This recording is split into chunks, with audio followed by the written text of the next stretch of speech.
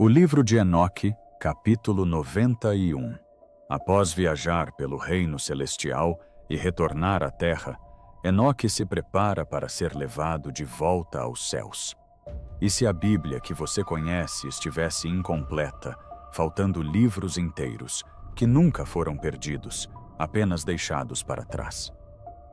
No alto das montanhas da Etiópia, monges da Igreja Ortodoxa Etíope Tearredo preservam um cânone de 81 livros repleto de visões do céu, mistérios cósmicos e profecias escritas séculos antes de Jesus.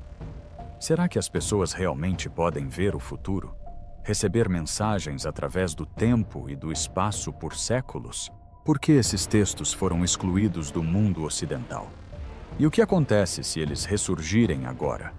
Com Mel Gibson desenvolvendo uma sequência para A Paixão de Cristo, alguns acreditam que Hollywood poderá em breve abrir as portas para escrituras que a maioria dos cristãos nunca viu.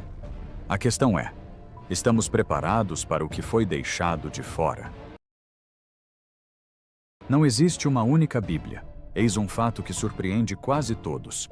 Não existe uma única Bíblia. Nunca existiu. A Bíblia protestante tem 66 livros. A Bíblia católica tem 73 livros. O cânone da Igreja Ortodoxa Oriental inclui alguns a mais. Mas a Igreja Ortodoxa Etíope Tearredo, uma das instituições cristãs mais antigas do mundo, reconhece 81 livros. Alguns estudiosos contam de forma ligeiramente diferente, dependendo de como se categorizam os textos, mas o fato é que seu cânone é significativamente maior, e não se trata de um grupo obscuro e marginal. O cristianismo etíope remonta a quase 2000 anos. O livro de Atos 8 conta a história de um Unik etíope, um oficial da corte de Kandaka, a rainha do reino de Axum, que lia o rolo de Isaías quando o apóstolo Filipe o encontrou na estrada. Essa história está lá no Novo Testamento. A ligação da Etiópia com o mundo bíblico não é uma nota de rodapé. Está inserida no próprio texto. O Império Axumita tinha como centro o que hoje é o norte da Etiópia e Herata.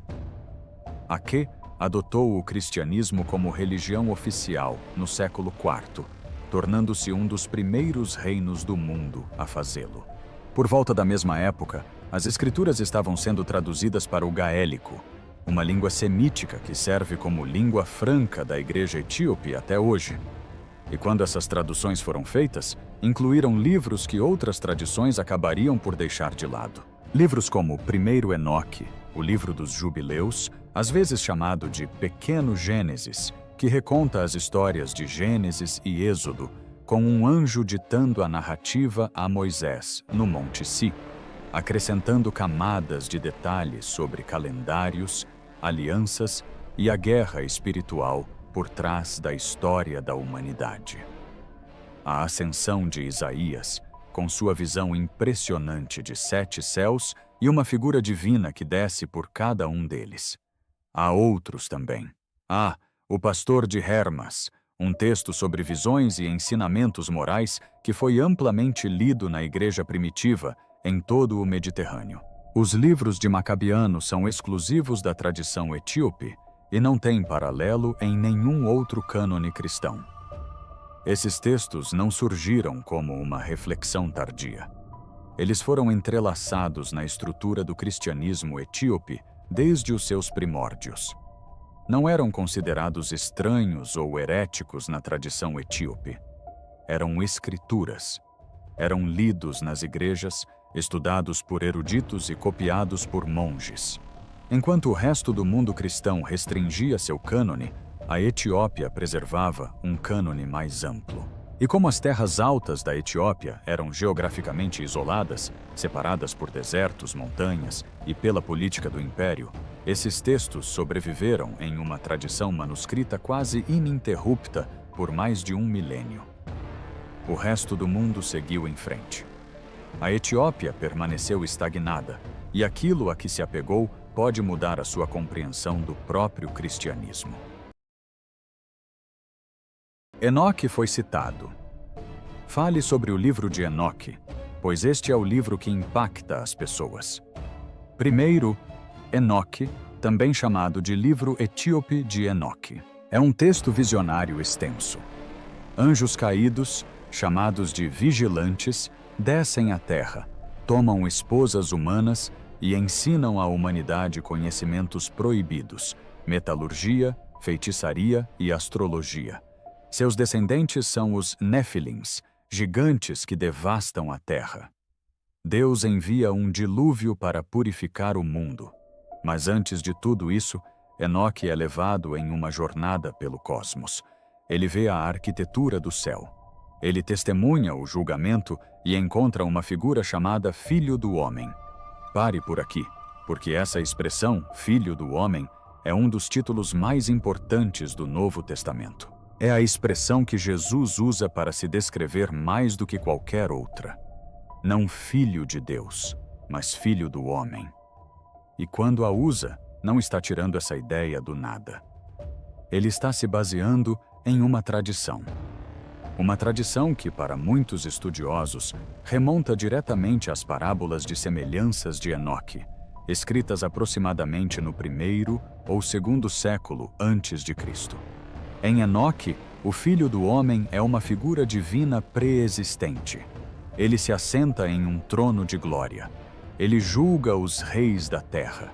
Ele está oculto antes da criação e será revelado no fim dos tempos. Se isso lhe parece familiar, não é por acaso. Essas descrições são quase idênticas às aplicadas a Jesus nos Evangelhos e no livro do Apocalipse. Então, por que Enoque não está presente na maioria das Bíblias? Era conhecido pela igreja primitiva.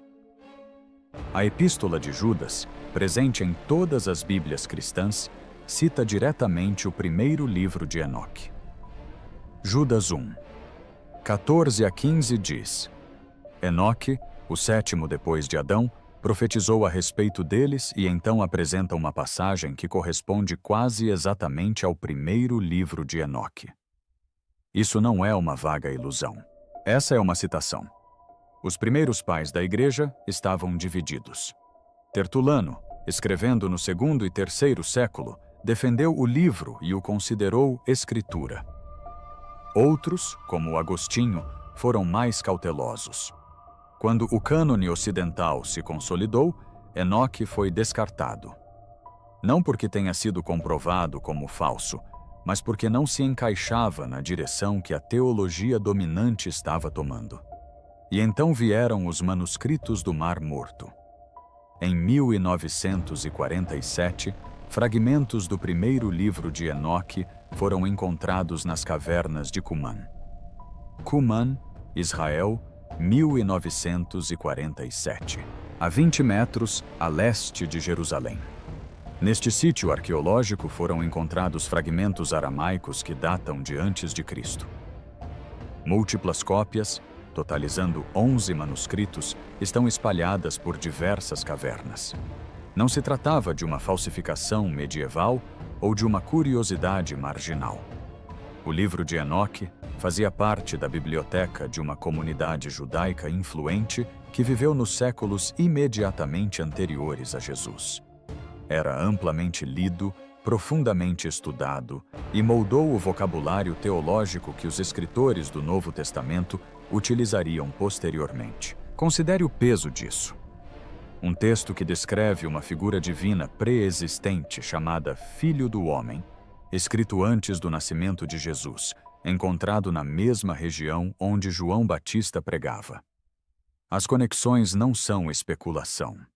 Elas estão em um museu em Jerusalém neste exato momento, escritas em fragmentos de pergaminho com mais de 2000 anos.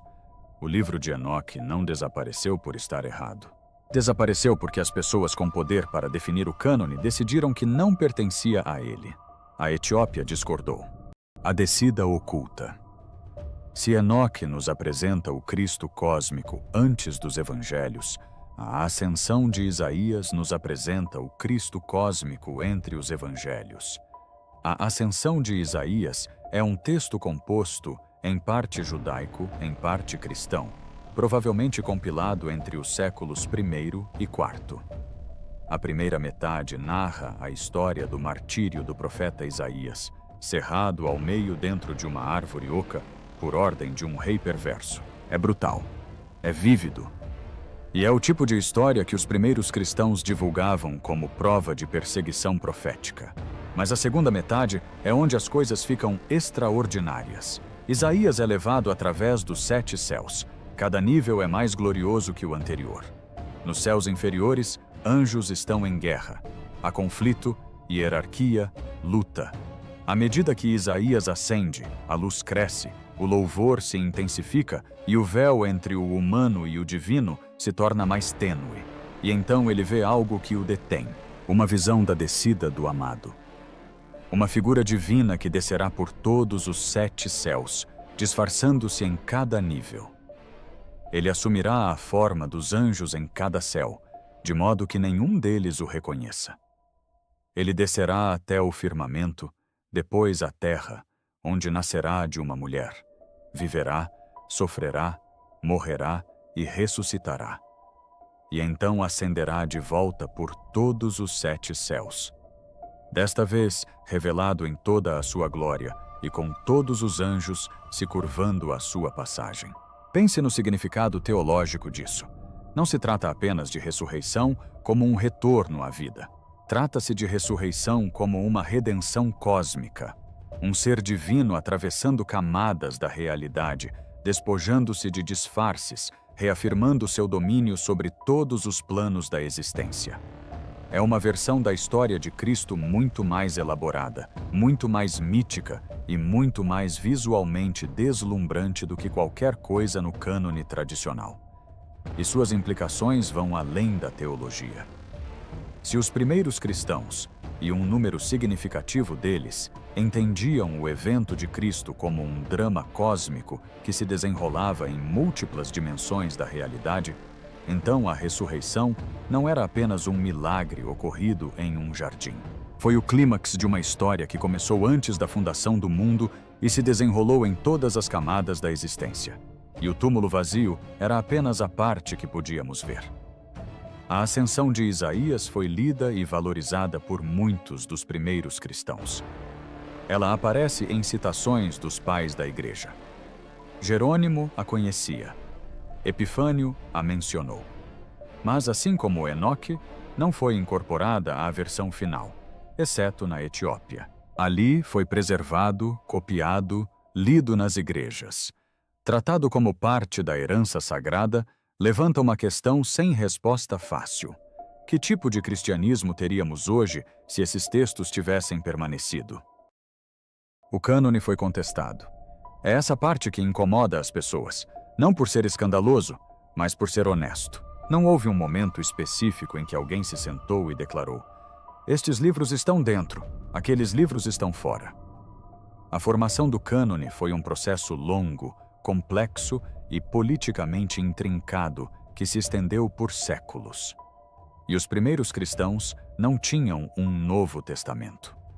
Eles tinham as escrituras judaicas, o que os cristãos mais tarde chamariam de Antigo Testamento, e tinham cartas dos apóstolos e relatos sobre Jesus que circulavam em várias comunidades. Diferentes igrejas usavam textos diferentes. A igreja em Roma lia certas cartas. A igreja em Alexandria lia outros textos. A igreja na Etiópia lia ainda mais. No século II, a pressão para a padronização aumentava.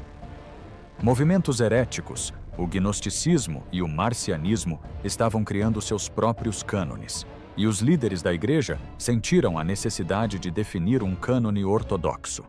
Marcião, em particular, forçou a questão. Ele rejeitou todo o Antigo Testamento e aceitou apenas uma versão editada de Lucas e 10 cartas de Paulo. A igreja tradicional teve que responder. Se os hereges estavam definindo cânones, a ortodoxia também precisava de um. E Atanásio, o bispo de Alexandria, escreveu uma carta em 367 dos seus estudos, listando 27 livros do Novo Testamento, os mesmos 27 livros que estão presentes em todos os Novos Testamentos atuais. Sua carta é frequentemente citada como um marco na formação do cânone. Mas Atanásio não tinha autoridade para impor sua lista em todos os lugares. Foram necessárias décadas de debates, concílios regionais, Hipona em 393, Cartago em 397 e a lenta construção de um consenso institucional antes que o cânone que conhecemos hoje assumisse sua forma reconhecível. E mesmo assim, não era universal. A Igreja Síria teve um cânone diferente durante séculos. A Igreja Etíope manteve sua coleção mais ampla. A tradição armênia tinha suas próprias variações. A questão não é que o cânone tenha sido compilado de má fé. Muitas das pessoas envolvidas eram sinceras. Eram teólogos brilhantes tentando preservar o que acreditavam ser divinamente inspirado. Mas o processo também foi moldado por política, geografia, idioma e poder. Textos em grego tinham maior probabilidade de serem incluídos do que textos em aramaico ou gaélico. Os textos preferidos pela Igreja em Roma tinham mais peso institucional do que os textos preferidos pela Igreja em Axum. Textos que se alinhavam com a ortodoxia emergente sobreviveram. Textos que a complicavam foram marginalizados. E os critérios nem sempre eram puramente teológicos. A origem apostólica importava. Um texto podia ser atribuído a um apóstolo ou a alguém do círculo apostólico. O uso generalizado importava. O texto era lido em igrejas em diversas regiões. A consistência doutrinária importava. O texto estava alinhado com o que estava se tornando a crença dominante? Esses eram critérios razoáveis, mas inevitavelmente refletiam as prioridades das comunidades que detinham o maior poder. Acadêmicos como Bart Ehrman, Elaine Pagels e outros escreveram extensivamente sobre esse processo. A obra clássica de Bruce Measer sobre o cânone traça os debates e as decisões com detalhes extraordinários. Não é um segredo, não é uma conspiração. É simplesmente assim que a história funciona. Decisões são tomadas. Algumas vozes são amplificadas. Outras, silenciadas. E com o tempo, as vozes silenciadas caem no esquecimento, a menos que alguém, em algum lugar, as mantenha vivas.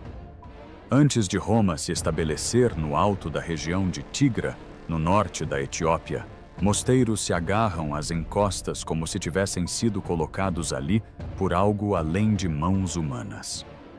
Debra Damo, Abuna e Amatago.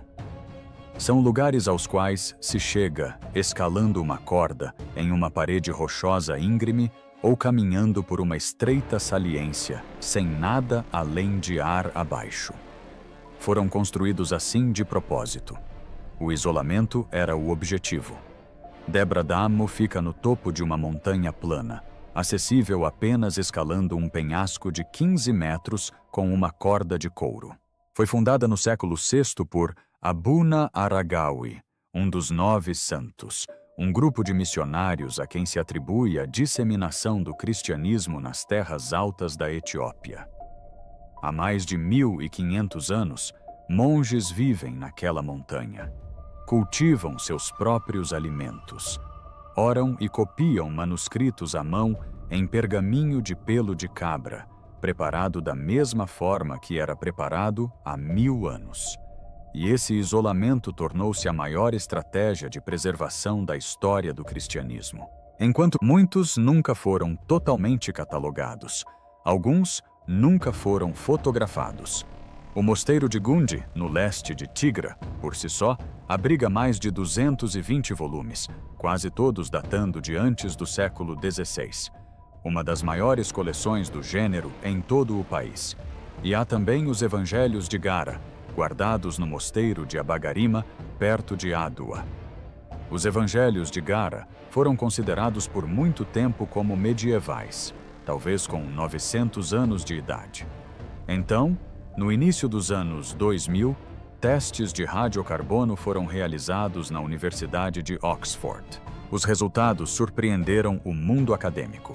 Garama II, o mais antigo dos 2 volumes, foi datado de aproximadamente 390 a 570 d.C. Isso o torna potencialmente o manuscrito cristão iluminado completo mais antigo do planeta.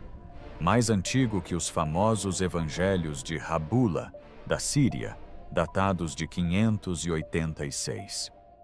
Suas páginas contêm retratos vívidos de evangelistas, tabelas de canhões ornamentais, padrões geométricos e uma representação do Templo de Salomão sem paralelo na arte cristã.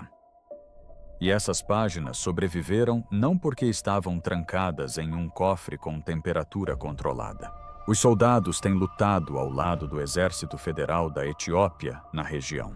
Os destroços de um mosteiro do século VI, situado no topo de um penhasco inacessível, foram bombardeados por artilharia em janeiro de 2021. Soldados de Eretraã escalaram o local e o saquearam.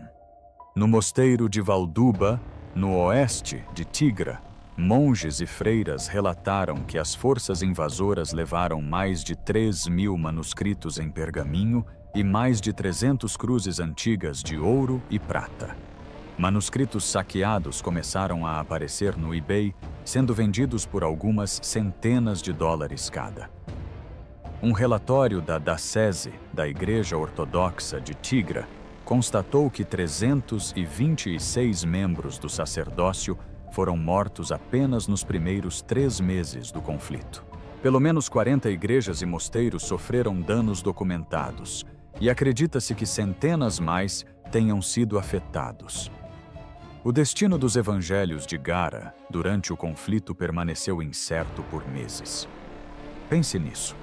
15 séculos de preservação ininterrupta, resistindo às invasões muçulmanas do século XVI, às campanhas coloniais italianas, à fome e à revolução. E então, em questão de semanas, manuscritos insubstituíveis desapareceram na névoa da guerra moderna. A tradição de manuscritos etíopes é impressionante em sua abrangência. Dezenas de milhares de manuscritos existem por todo o país, em mosteiros, igrejas e coleções particulares, sendo descobertos a cada poucos anos. Então, uma nova descoberta vira notícia. Um texto até então desconhecido, uma variante antiga, um manuscrito que reescreve a cronologia da história literária cristã. Nas últimas décadas, projetos internacionais liderados por pesquisadores da Universidade de Hamburgo, da Biblioteca Britânica e do Museu e Biblioteca de Manuscritos Hill, em Minnesota, têm se empenhado em digitalizar o máximo possível de manuscritos antes que se percam no tempo, em conflitos ou por negligência. 95% dos manuscritos da Etiópia permanecem em posse de igrejas e mosteiros, não em museus. Isso não se trata apenas da preservação de pergaminhos, trata-se da preservação de uma visão de mundo. A Igreja Etíope não apenas guardou os manuscritos físicos, ela continuou a lê-los, a pregar a partir deles, a viver dentro da teologia contida em Enoque, nos Jubileus e na Ascensão de Isaías. Para eles, esses livros não estão perdidos. Eles nunca se perderam. O resto do mundo simplesmente parou de procurar. Os monges não guardavam apenas livros.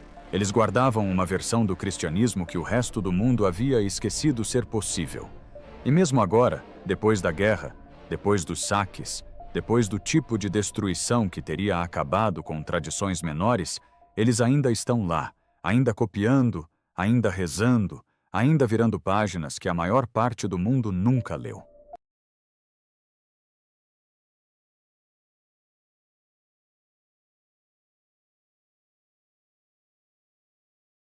O retorno de Mel Gibson, em 2004. O filme A Paixão de Cristo, de Mel Gibson, arrecadou mais de 600 milhões de dólares nas bilheterias mundiais. Foi cru. Foi visceral. Foi controverso. E provou que havia um público enorme para uma abordagem cinematográfica da história de Jesus que não suavizasse os detalhes. Durante anos, Gibson falou sobre fazer uma sequência, uma que abordaria a ressurreição em diante, mas que não seria apenas uma continuação. Em entrevistas, Gibson descreveu seu desejo de ir muito além do túmulo vazio. Ele falou sobre retratar a experiência do que aconteceu entre a crucificação e a ressurreição, retratando a descida, os reinos além do físico. Se essa linguagem lhe parece familiar, é porque você tem prestado atenção. A ideia de Jesus descendo por reinos, confrontando poderes, movendo-se através das camadas do cosmos, não é uma narrativa padrão dos evangelhos. Mateus, Marcos, Lucas e João descrevem um túmulo vazio e aparições após a ressurreição. Eles não descrevem a jornada, mas a ascensão de Isaías, sim. As tradições preservadas na igreja etíope, sim. O panorama mais amplo da teologia cósmica cristã primitiva, sim. Gibson é católico. Ele está imerso na tradição. Independentemente de se inspirar diretamente em textos como o primeiro livro de Enoque ou a Ascensão de Isaías, as ideias teológicas por trás desses textos reverberam no pensamento cristão há séculos. Na frase do Credo dos Apóstolos, ele desceu ao inferno. Na literatura visionária medieval, em Dante, em Milton, essas ideias nunca desapareceram completamente. Elas apenas se tornaram obscuras. Um filme de ressurreição de Gibson que leve a sério a tradição da descida cósmica em múltiplos tempos poderia fazer algo notável. Poderia apresentar a milhões de espectadores uma versão da história de Cristo mais ousada, visualmente deslumbrante e teologicamente ambiciosa do que qualquer coisa que o cinema convencional já tenha tentado. Poderia mostrar ao público que a história que eles pensam conhecer tem dimensões que nunca imaginaram. Pense apenas no potencial visual. 7 céus, cada um distinto, cada um crescendo em glória e terror. Anjos que não se parecem com cartões de felicitações. Eles se parecem com as criaturas descritas em Ezequiel e Apocalipse. Rodas dentro de rodas. Olhos cobrindo cada superfície. Vozes que abalam os alicerces da realidade. Uma figura de Cristo movendo-se por esses reinos, não como um espírito passivo, mas como um rei conquistador, retomando territórios, quebrando correntes, descendo à mais profunda escuridão antes de ascender por todos os níveis da criação. Isso não é apenas um filme religioso. É um evento cinematográfico. E o impacto cultural pode ser enorme. A paixão de Cristo não se limitou a gerar lucro. Isso mudou a forma como as pessoas falavam sobre fé em público. Iniciou conversas em igrejas, salas de aula e salas de estar que duraram anos. Um filme sobre a ressurreição, que se baseia nas tradições cósmicas do cristianismo primitivo, poderia fazer o mesmo, mas com um alcance maior. Poderia levar as pessoas a fazer perguntas que nunca pensaram em fazer. Perguntas sobre o que foi omitido da Bíblia, sobre quem tomou essas decisões, sobre o que mais pode estar escondido nos manuscritos de igrejas das quais nunca ouviram falar. E isso poderia levar muita gente a usar mecanismos de busca, digitando frases como Livro de Enoque, 7 céus e Bíblia etíope, o que talvez seja exatamente o que esta história precisa. Dizemos a nós mesmos que nada mais está oculto, que todos os manuscritos foram digitalizados, todos os mistérios revelados, todos os segredos transformados em texto pesquisável. No entanto, as verdades mais poderosas são frequentemente aquelas que nunca pensamos em procurar. Nas terras altas da Etiópia, dentro da tradição da Igreja Ortodoxa Etíope Tiedo, essas páginas ainda existem, não como relíquias, mas como escrituras vivas, preservadas através de conquistas, isolamento e séculos de dúvidas. Se um cineasta moderno resgatar essa fonte ancestral, se o próximo capítulo na tela ousar mostrar o reino invisível entre a morte e a ressurreição, não será apenas cinema. Será um encontro entre uma teologia esquecida e um público global que nunca soube que lhe faltava algo. Portanto, a verdadeira questão não é se esses livros sobreviveram. Eles sobreviveram. A questão